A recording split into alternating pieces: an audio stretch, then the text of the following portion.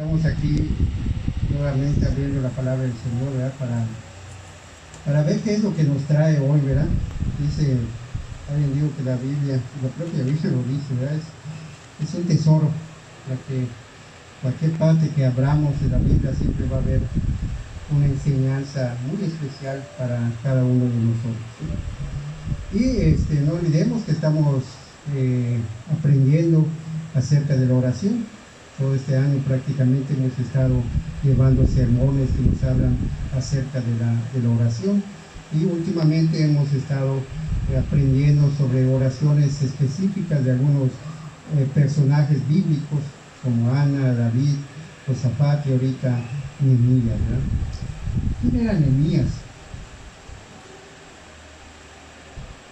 Nehemías no era un rey, ¿verdad? Ni siquiera nos habla de que sea en ese momento, ¿verdad? Cuando él hace la oración, que sea un líder, ¿sí? ¿Quién era Nehemías? En el propio libro de Nehemías, si leemos todo el libro, vamos a encontrar allá quién era Nehemías, ¿verdad?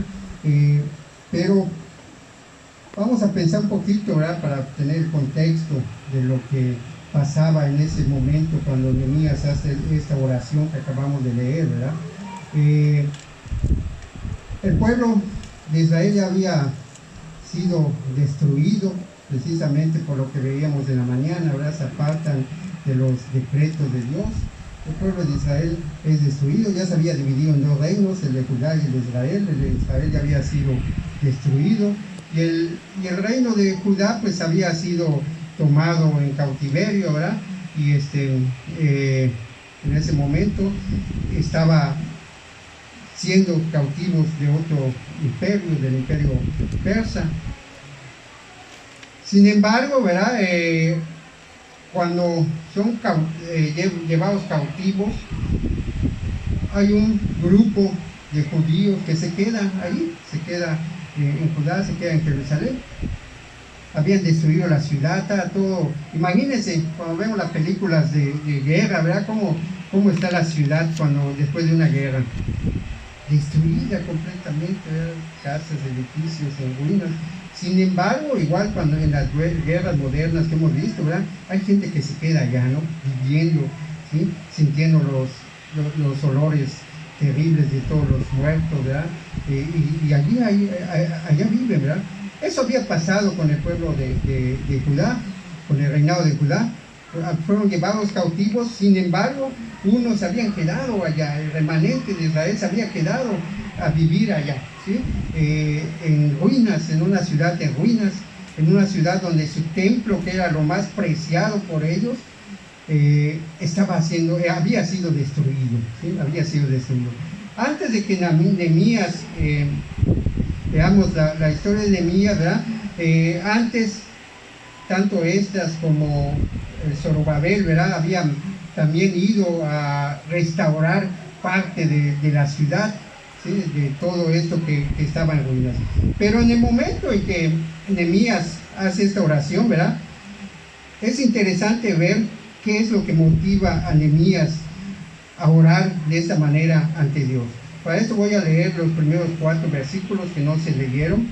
Dice: estas son las palabras de Nehemías, hijo de Jacalías, en el mes de Quisleu, del año 20, estando yo en la ciudad de Susa, llegó Hananí, uno de mis hermanos, junto con algunos hombres de Judá. Entonces le pregunté por el resto de los judíos que se habían librado del destierro y por Jerusalén. Ellos me respondieron: los que se libraron del destierro y se quedaron en la provincia están enfrentando una gran calamidad y humillación. La muralla de Jerusalén sigue derribada, con sus puertas consumidas por el fuego. Al escuchar esto me senté a llorar. Hice duelo por algunos días, ayuné, lloré al Dios del cielo y le dije. Ya lo que sigue, ¿verdad? Es lo que leímos, la oración de Nehemías. Pero es importante, ¿verdad? Ver estos primeros versículos. ¿Qué es lo que motiva a Nehemías a hacer esta oración, verdad? Es lo que acabamos de leer. Llegan gentes que vivían en esa ciudad destruida, en esa ciudad que estaba en ruinas, y le dicen, él pregunta, ¿cómo están allá? ¿Eso qué nos muestra? Nos muestra que él estaba preocupado por su pueblo.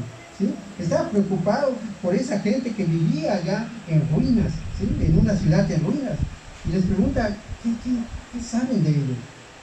Y le dice, pues están viviendo en humillación, están viviendo en ruinas. Y el templo de Jerusalén, dice, la muralla de Jerusalén sigue derribadas y consumidas sus puertas con fuego. La noticia que le dan a él no fue una noticia agradable, ¿verdad?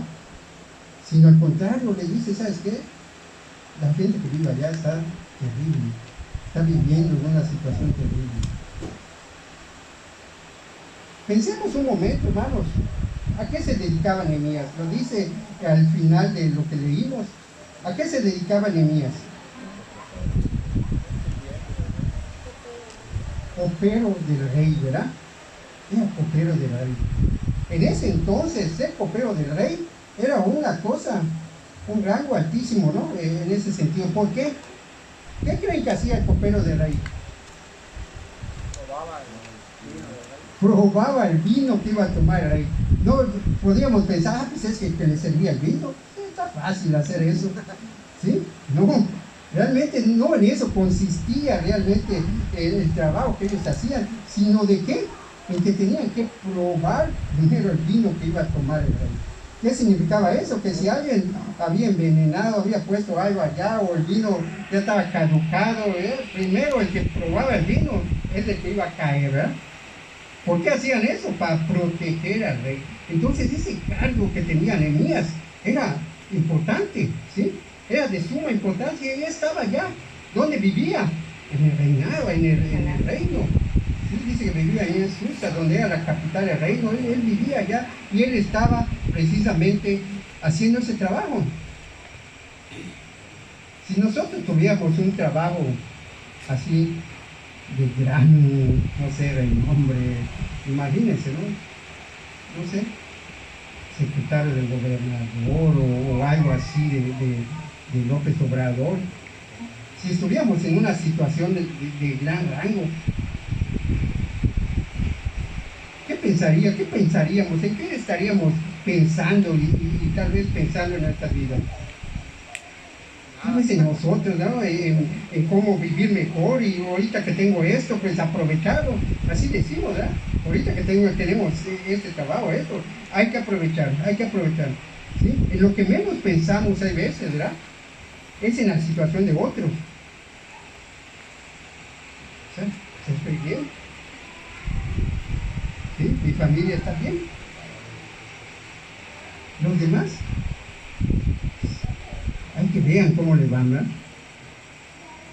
Como dice, ¿verdad? Cada quien vea cómo le va en la feria.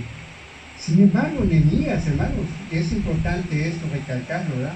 Porque no es solamente la oración que hace, sino lo que motiva a Nehemías a hacer esta oración. Dice, cuando escuchó todo esto, al escuchar esto me senté a llorar, hice duelo por algunos días, ayuné, lloré al Dios de los cielos. ¿Qué significa esto? Que sintió dolor, ¿verdad? Por esta situación en la que estaba su pueblo. Sintió dolor, lo que le hizo llorar,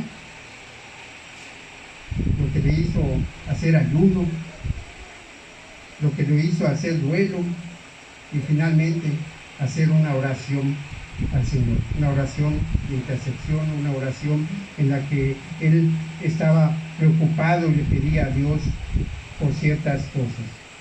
En referente a la oración de Nehemías, ¿verdad? Hay 4 enseñanzas que quisiera que en esta mañana consideremos, ¿verdad? En primer lugar, ¿verdad? Como hemos estado viendo en la mayoría de las oraciones, tienen una forma de presentarse ante Dios distintiva, ¿verdad?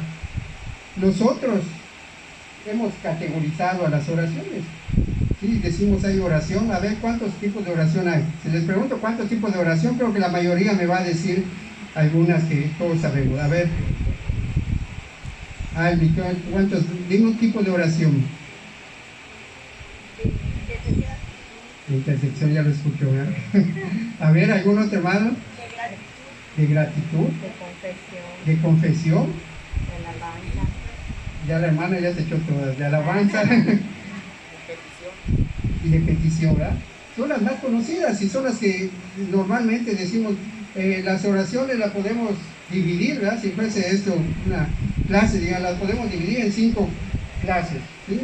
De gratitud, de petición, de confesión, de alabanza, de intersección, y ahí las tenemos. Pero lo que hemos estado aprendiendo, hermanos, y vamos a aprender acá igual en la oración de Elías, es que no es realmente un formato, ¿verdad? Sino la oración en realidad debe contener todo, ¿sí? Es una manera de hablar con Dios, ¿sí? Es una forma de presentarnos ante Dios y por lo tanto debemos hacer uso de todo lo que Dios nos ha dado. En primer lugar, es una oración que contiene alabanza, ¿sí? En el versículo 5 dice: Señor Dios del cielo, grande y temible, que cumples el pacto y eres fiel con los que te aman y obedecen tus mandamientos. Acá podemos ver, ¿verdad? Primero que Nehemías reconoce que al que le está hablando, ¿a quién es? Al Dios de los cielos. O sea, Señor, tú estás allá arriba, yo estoy acá abajo, ¿sí? Señor, tú eres grande, tú eres temible. Señor, tú eres fiel, cumples tu pacto. Todo esto, hermanos, son palabras de alabanza. No tenemos que decir, Señor, te alabo, para alabar a Dios. Realmente al decirle los atributos de Dios, a reconocer los atributos de Dios, a reconocer lo que Dios ha hecho en mi vida, estamos alabando a Dios. Y esto es lo que hace Nehemías.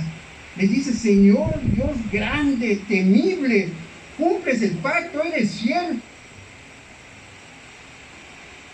Entonces aquí podemos ver, ¿verdad?, que Nehemías lo primero que hace en su oración es alabar a Dios.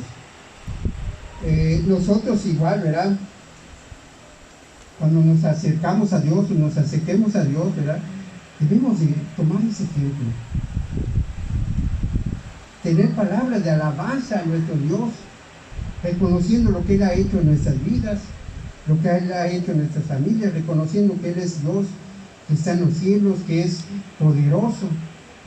Y esas palabras de alabanza, hermanos, no necesariamente, lo veíamos también en el salmo que tuvimos como lectura devocional. Si se fijan en ese salmo, hay palabras de alabanza, pero allá el salmista no lo tiene así de, primero palabras de alabanza, luego esto, luego lo otro. No, durante toda su oración, ¿verdad?, tiene partes de alabanza, luego pide o tiene una petición y luego otra alabanza. Y así debemos orar, ¿sí? Siempre llenando nuestras oraciones de alabanza a nuestro Dios, ¿sí? Cuando nos acerquemos a Dios en oración, procuremos hacerlo así. Procuremos alabar a nuestro Dios. Tal vez nos acerquemos para pedirle algo, sí, está bien. Él está dispuesto a suplir nuestras necesidades, pero alaba a Dios. Dale gloria a Dios. Reconoce lo que Él ha hecho en tu vida. Reconoce que Él es el Dios de los cielos y el que es grande. La segunda enseñanza que tenemos es que esta oración de Nehemías contiene palabras de confesión de pecados. Es una oración que contiene confesión de pecados. Dice el verso 6 y 7: Te suplico que me prestes atención, que fijes tus ojos en este siervo tuyo, que día y noche ora en favor de tu pueblo Israel. Confieso que los israelitas, entre los cuales estamos incluidos mi familia y yo, hemos pecado contra ti, te hemos ofendido, nos hemos corrompido mucho, hemos desobedecido los mandamientos, preceptos y decretos que tú mismo diste a tu siervo Moisés. ¿Sí? Fíjense de qué manera habla Nehemías. Estaba intercediendo por su pueblo, pero no dice: Señor, pues perdona a ese pueblo pecador, a ese pueblo que todo el tiempo va atrás de los ídolos, a ese pueblo que te desobedeció. No, fíjense bien cómo dice: confieso que los israelitas, entre los cuales estamos incluidos mi familia y yo.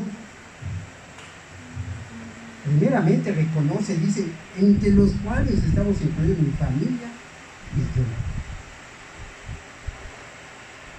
Cuando oímos esto, ¿verdad? Nos damos cuenta que Nehemías en verdad conocía a Dios, ¿verdad? Reconocía y entendía que primero tenía que pedirle perdón a Dios porque lo había ofendido, porque se habían corrompido, porque se habían ido tras de ídolos, porque habían desobedecido la ley que Dios les había dado.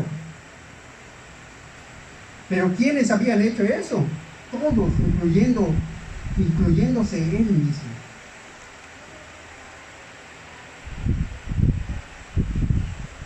Cuando oramos, ¿verdad? Y intercedemos por alguien, creo que muy pocas veces confesamos primero nuestros pecados, ¿verdad? Pero lo debemos hacer. Voy a acercarme a Dios para pedirle por la situación de mi hijo o hija, por enfermedad, por trabajo. Primero, confiesa tus pecados. Y si vas a interceder por alguien, pide también por los pecados de ese por el que vas a interceder. Porque no sabemos si por causa del pecado está en esa situación. ¿Se acuerdan cómo hacía Job? ¿Qué hacía Job cuando ofrecía holocausto a Dios?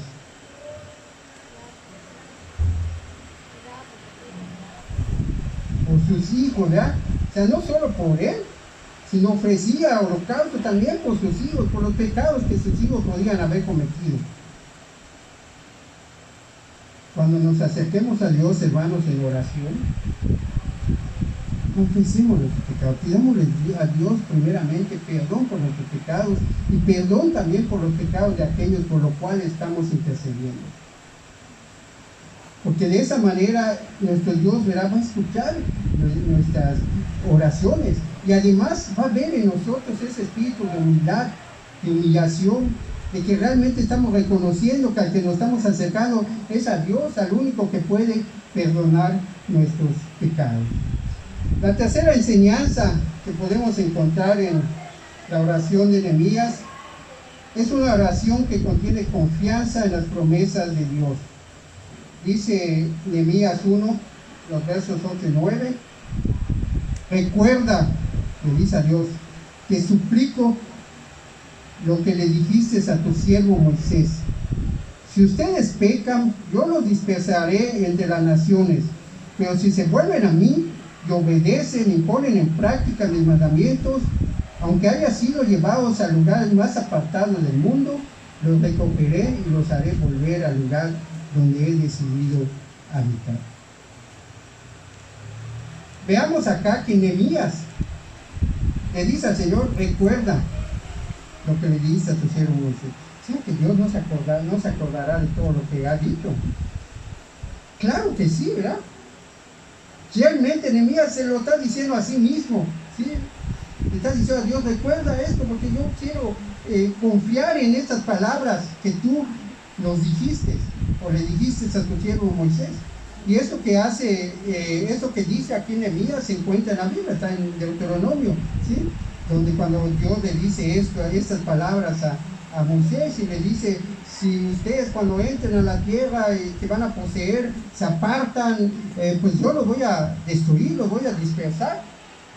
Pero si se arrepienten y vuelven a mí, donde estén, los voy a regresar, ¿verdad? Los voy a recoger y traerlos de nuevo en el lugar donde yo he decidido habitar. Así que son palabras a las que hace referencia Nehemías, reales. No es solamente una imaginación o un deseo, no. Son palabras reales que nos muestran que Nehemías, en primer lugar, conocía la ley, ¿verdad? Conocía la palabra de Dios, porque eso ya había pasado bastante tiempo. Incluso son generaciones, como veíamos en la mañana, que ya habían pasado y ya se habían olvidado.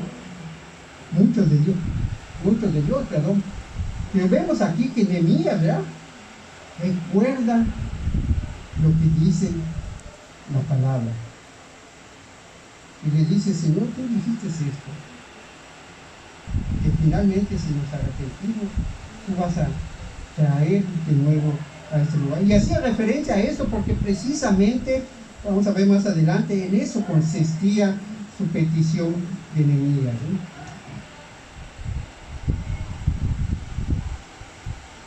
Cuando oramos, hermanos, tenemos que hacer uso de esas promesas que Dios nos ha dado.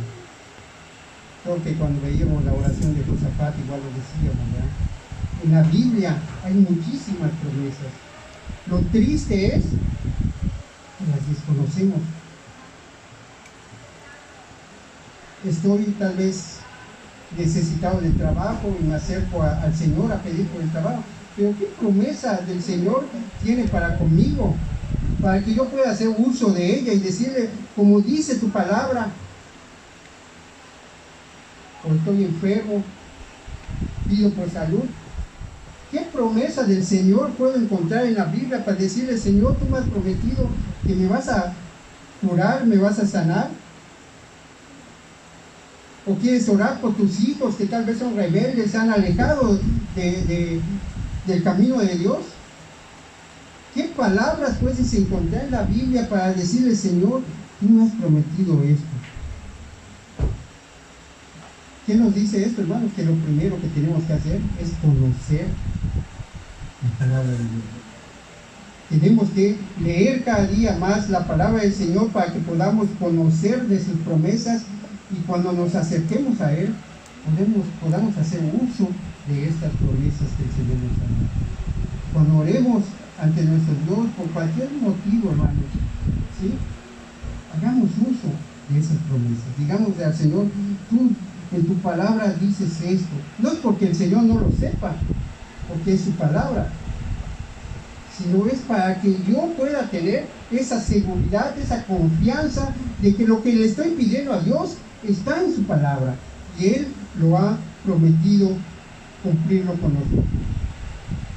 La cuarta enseñanza que podemos ver en la oración de Nehemías es que es una oración que contiene una petición específica. Sí, es una oración de petición y de intercesión donde tiene una petición específica. Dice el verso 10 y 11: ellos son tus siervos y tu pueblo, al cual redimiste con gran despliegue de fuerza y poder. Señor, te suplico que escuches nuestra oración, pues somos tus siervos y nos complacemos en honrar tu nombre. Y te pido que a este siervo tuyo le concedas tener éxito y ganarse el favor del rey. Y te pido que a este siervo tuyo le concedas tener éxito y ganarse el favor del rey. Ya vimos toda la oración, todo lo que conlleva esta oración de Nehemías, ¿verdad? Y finalmente, ¿cuántas palabras ocupa para su petición? Es una oración de petición, una oración de petición donde alaba a Dios, donde confiesa sus pecados, donde le manifiesta que tiene confianza en Él, en sus promesas. Y de último, ¿verdad?, con unas 6 otras palabras, le hace la petición al Señor. Pero fijémonos bien qué es lo que le dice. Le dice a Dios: y te pido que a este siervo tuyo le concedas tener éxito y ganarse el favor del rey. Si no supiéramos el contexto, tanto antes como posterior al pasaje, ¿verdad?, tal vez no entenderíamos qué es lo que estaba pidiendo Nehemías. ¿Qué estaba pidiendo realmente Nehemías?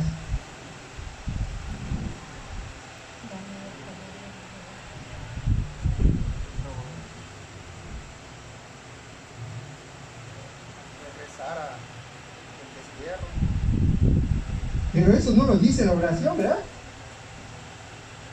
No le digo a Dios: Señor, concédeme porque voy a entrar a hablar con el rey y pues qué tal si el rey no me da permiso para ir y restaurar el muro. Quiero restaurar los muros, voy a necesitar gente, tal vez hayan gentes allá malas que no quieran que yo haga este trabajo. No. Todo eso es lo que finalmente él sabía que quería hacer, ¿verdad? Que Dios mismo le había puesto en su corazón, ir a Judá y restaurar en la ciudad, principalmente los muros de Jerusalén. Para esto antes iba a tener que hablar con el rey, pedirle permiso al rey. Eso lo sabía Nehemías. Lo sabía Nehemías, pero también lo sabía Dios. Porque Dios, ¿verdad? Dice la Biblia que Él escudriña nuestros corazones. Entonces no era necesario para Nehemías decirle y explicarle a Dios todo lo que quería hacer. Solamente le dijo: te pido que a este siervo tuyo le concedas tener éxito. ¿Quién no quiere tener éxito? ¿Habrá aquí alguien que no quiera tener éxito en lo que hace? Yo quiero tener éxito en mi casa, en mi trabajo, en todo lo que yo haga.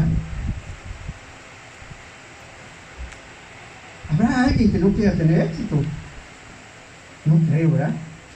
No, que todos quisiéramos ser personas exitosas. Todos. ¿Pero cuándo se lo has pedido al Señor?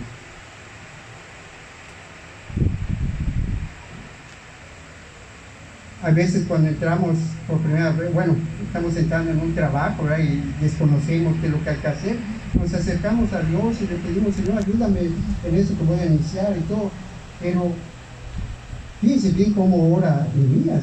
Y Nehemías, eso es precisamente lo que iba a hacer. Iba a iniciar un gran trabajo, que se trataba de reconstruir los muros de Jerusalén. Estaba por iniciar una tarea grandísima. Y lo único que le dice a Dios: te pido que a este siervo tuyo le concedas tener éxito. Si leemos, y les invito a que en esos días, ¿verdad?, como confirmación al sermón, lean el libro de Nehemías. Van a ver todo lo que hace Nehemías, cómo lo hace de una manera planeada. Tuvo problemas Nehemías en la reconstrucción de los muros. Sí, tuvo problemas, muchísimos, ¿verdad? Hubo gente que lo atacó, pero hasta no más. Es más, dice la Biblia que llegó un momento en que estaban reconstruyendo el muro, y con una mano estaban tal vez con el martillo, y con la otra mano, ¿qué tenían? Su espada. Sí, así dice la Biblia. Una mano tenía la espada y el otro martillo. ¿Por qué? Porque en cualquier momento los podían atacar por gente que no quería que hagan ese trabajo. Imagínense. Sin embargo, Nehemías estaba confiado. ¿Por qué? Porque él había pedido éxito en lo que iba a iniciar, en sus tareas que iba a hacer. Y si vemos la historia, ¿verdad?, vemos que finalmente reconstruye los muros de Jerusalén con todos los problemas que se presentaron. Vemos que para empezar, cuando se acerca al rey a decirle: ¿sabes qué, rey? Pues es más, ni siquiera le dice, ¿verdad? Si leemos el pasaje, vemos que el rey es el que ve en Nehemías su rostro triste y le dice: oye, ¿qué te pasa? Ni siquiera Nehemías fue y le dice: oye, Señor, ¿será que me puedas dar permiso? A veces hasta en el trabajo nos da también miedo pedir permiso, ¿verdad? En trabajos donde está difícil. Pero Nehemías ni siquiera tuvo que hacer esto. El propio rey vio su rostro y le dice: Nehemías, ¿qué te pasa? ¿Por qué estás triste? Y entonces allí ya Nehemías le dice: Señor, esto y esto. El rey le da permiso, le da cartas para que los gobernadores lo dejen pasar, le da instrucciones a gente para que les dé madera para reconstrucción. Bueno, les abre todas las puertas a Nehemías para que pueda hacer su trabajo. Hermanos, con esto concluimos. Al acercarnos a Dios en oración, tenemos que hacerlo de esa manera, ¿verdad? Dios conoce nuestros corazones, sabe lo que hay en nuestro corazón y sabe lo que necesitamos. Tal vez no tengamos que explicarle paso por paso lo que queremos, pero sí decirle: Señor, quiero esto, si es tu voluntad, necesito esto por tu voluntad. Y el resto de la oración, ¿verdad?, debe ser de alabanza, de confesión de pecados, de confianza en las promesas de Dios. Nosotros muchas veces lo hacemos al revés, ¿verdad? Si oramos 10 minutos, 9 minutos son de toda la petición, o hay veces hasta más de 9 minutos, ¿verdad? Y poca alabanza, poca confesión de pecado, poco de reconocimiento de las promesas de Dios. En esta mañana, ¿verdad?, podamos reflexionar en esto. podamos hacer oraciones como la de Nehemías, en la que abramos nuestro corazón ante Dios y confesemos nuestros pecados, le alabemos, reconozcamos sus promesas y seamos claros y específicos en nuestra petición. Que el Señor bendiga su palabra.